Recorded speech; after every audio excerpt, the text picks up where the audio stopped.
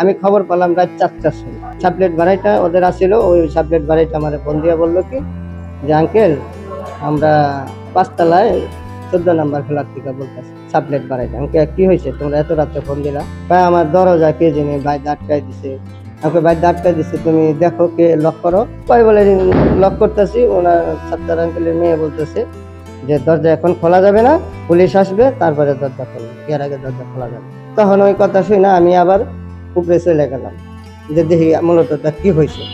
তখন আমি উপরে গিয়ে দরজা লক করলাম। তো আমি দরজা লক করার পরে বললো কি যে কে, আমারে বললো কয় কে, আমি কে আনি কয় এখন দরজা খোলা যাবে না, পুলিশ ফোন দিছি, পুলিশ আসবে তারপরে দরজা খোলা হবে, এর আগে কোনো দরজা খোলা হবে না। পরে আমি আর ভালো মন্দ কিছু বলিনি, আমি নিচে চলে আসি।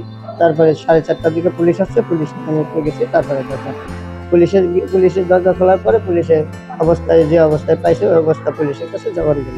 পুলিশ ওই মেয়ে সহ কয়জনকে পায়নি? 3জনকে, মেয়েকে এবং মেয়ের 2 বোনকে, ওই 2 বাস্তি, ওই সাত্তার আঙ্কেলের সাত্তার ভাইয়ের বাস্তি, 2 বাস্তি এবং ওই মেয়ে, 3জনকে থানায় নিয়ে।